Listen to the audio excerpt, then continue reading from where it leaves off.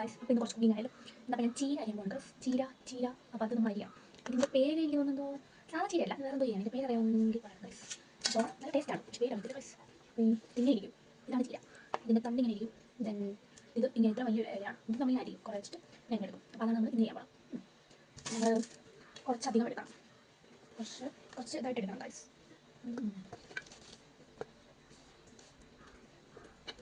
നമുക്ക് ആദ്യം ഇത്ര എടുക്കാം. ഇത്രയും വെച്ചിട്ടൊന്ന് അരിഞ്ഞ് നോക്കാം. ഇത് നമ്മൾ ഇത് കളയാൻ തോന്നുന്നു. പിന്നെ ഞാൻ ഈ കയ്യിൽ ഈ സംഭവം ഇടുക, കാരണം എൻ്റെ കൈ മുറിയും. എനിക്ക് കൈ പിടിച്ചറിയാൻ അറിയത്തില്ല, അതുകൊണ്ട് ഞാൻ കയ്യിൽ ഇതിടുവാണ് കേട്ടോ. ഇതിട്ടിട്ട് അരിയണം. അത് ഇങ്ങനെ ഇടണം. ഇങ്ങനെ എടുത്തിട്ട് ഇങ്ങനെ തോന്നുന്നുണ്ട്. ഈ അറിയില്ല, ഇങ്ങനെ ആയിരിക്കും. ഞാൻ ആദ്യമായിട്ടാണ് ഗൈസ് പച്ചക്കറി അരിയുന്നത്, അല്ല ഈ സംഭവം അരിയുന്നത്. ഇത് ഇങ്ങനെ കളയണം. എനിക്ക് വെച്ചറിയാനേ അറിയുള്ളൂ ഗൈസ്, അറിയാനേ അറിയുള്ളൂ. എനിക്കിങ്ങനെ അറിയില്ല, ബട്ട് ഞാൻ ട്രൈ ചെയ്യുന്നതായിരിക്കും ഗൈസ്. ഞാൻ അരിഞ്ഞിട്ട് ശരിയാവുന്നില്ല. ഇങ്ങനെ കുഞ്ഞായിട്ട് വേണം അറിയാൻ. ഇത് ഭയങ്കര വലുതായിപ്പോയി. ഞാൻ അരിഞ്ഞിട്ട് അങ്ങോട്ട് ഇങ്ങനെ പിടിച്ച് നോക്കാം.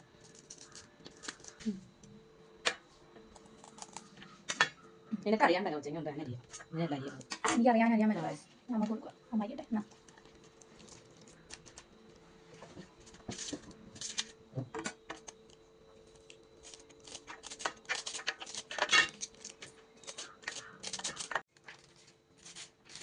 ഫുൾ അമ്മ അരിഞ്ഞു കഴിഞ്ഞു ഗൈസ്.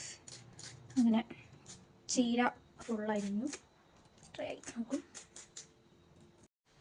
ഇനി നമുക്ക് ആ ചീര തോരൻ വെക്കാം ഗൈസ്. അപ്പം നമുക്ക് അത് പച്ചമുളക്, തേങ്ങ, ഉള്ളി ഇതെല്ലാം കൂടി തോരന് വേണ്ടിയിട്ടുള്ള തേങ്ങ, ഇത് സവോള, അത് നമ്മൾ അരിഞ്ഞു വെച്ച ചീര, കുറച്ച് മുളക് പൊടിയും വേണം, പിന്നെ കുറച്ച് മഞ്ഞൾപ്പൊടിയും വേണം.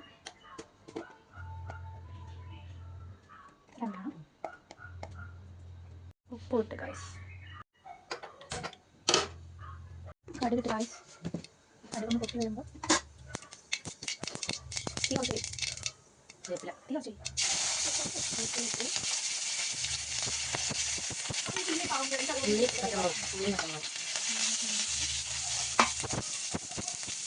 തേങ്ങ, മുളക് പൊടി, മഞ്ഞൾപ്പൊടി തിരിഞ്ഞു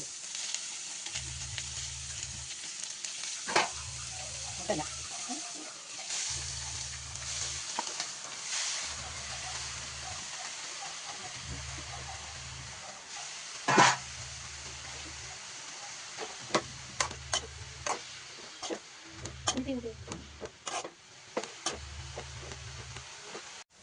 നമ്മുടെ തോരൻ റെഡിയായി.